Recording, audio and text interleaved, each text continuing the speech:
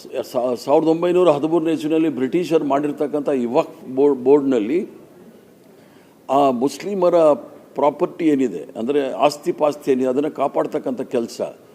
ವಕ್ಫ್ದು ಕೆಲಸ ಏನು ಅಂತ ಹೇಳಿದರೆ, ಅದು ಕೆಲವರು ದಾನ ಮಾಡಿರ್ತಾರೆ, ದೇವರ ಹೆಸರಲ್ಲಿ ದಾನ ಮಾಡಿರ್ತಾರೆ, ಅದನ್ನು ಕಾಪಾಡ್ಕೊಂಡು ಹೋಗಬೇಕು ಅಂತೇಳಿ ವಕ್ಫ್ ಬೋರ್ಡ್ ಇರ್ತಕ್ಕಂಥದ್ದು. ಅದರಲ್ಲಿ ಹೈಕೋರ್ಟ್ ಜಡ್ಜ್ ಅಪಾಯಿಂಟ್ ಮಾಡ್ತಾರೆ, ಅದರ ಚೇರ್ಮನ್ ಆಗಿ ಮಾಡಿರ್ತಕ್ಕಂಥದ್ದು. ಇವೆಲ್ಲ ಭಾಳ ಸ್ಪಷ್ಟವಾಗಿದೆ. 1913ರಲ್ಲಿ ಡಾಕ್ಟರ್ ಮನಮೋಹನ್ ಸಿಂಗ್ ಇದ್ದವರು ಸಹ ಒಂದು ಕೆಲವು ತಿದ್ದುಪಡಿಗಳನ್ನು ಮಾಡಿ ಅದನ್ನು ಭಾಳ ಸ್ಪಷ್ಟವಾಗಿ ಸರಳೀಕರಣ ಮಾಡಿರ್ತಕ್ಕಂಥದ್ದು ನಾವು ನೋಡಿದ್ವಿ.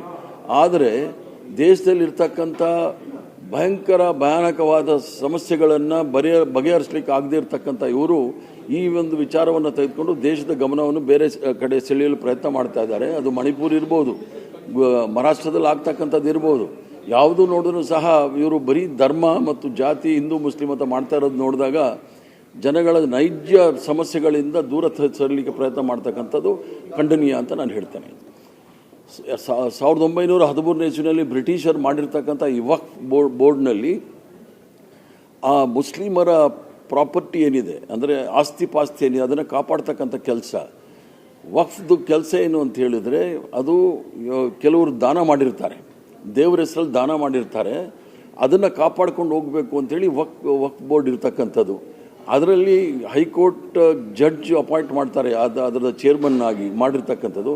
ಇವೆಲ್ಲ ಭಾಳ ಸ್ಪಷ್ಟವಾಗಿದೆ. 1913ರಲ್ಲಿ ಡಾಕ್ಟರ್ ಮನಮೋಹನ್ ಸಿಂಗ್ ಇದ್ದವರು ಸಹ ಒಂದು ಕೆಲವು ತಿದ್ದುಪಡಿಗಳನ್ನು ಮಾಡಿ ಅದನ್ನು ಭಾಳ ಸ್ಪಷ್ಟವಾಗಿ ಸರಳೀಕರಣ ಮಾಡಿರ್ತಕ್ಕಂಥದ್ದು ನಾವು ನೋಡಿದ್ವಿ.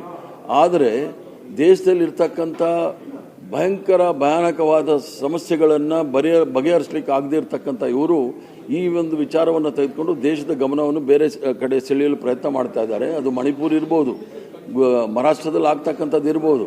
ಯಾವುದು ನೋಡಿದ್ರೂ ಸಹ ಇವರು ಬರೀ ಧರ್ಮ ಮತ್ತು ಜಾತಿ, ಹಿಂದೂ ಮುಸ್ಲಿಂ ಅಂತ ಮಾಡ್ತಾ ಇರೋದು ನೋಡಿದಾಗ ಜನಗಳ ನೈಜ ಸಮಸ್ಯೆಗಳಿಂದ ದೂರ ಸರಿಲಿಕ್ಕೆ ಪ್ರಯತ್ನ ಮಾಡ್ತಕ್ಕಂಥದ್ದು ಖಂಡನೀಯ ಅಂತ ನಾನು ಹೇಳ್ತೇನೆ.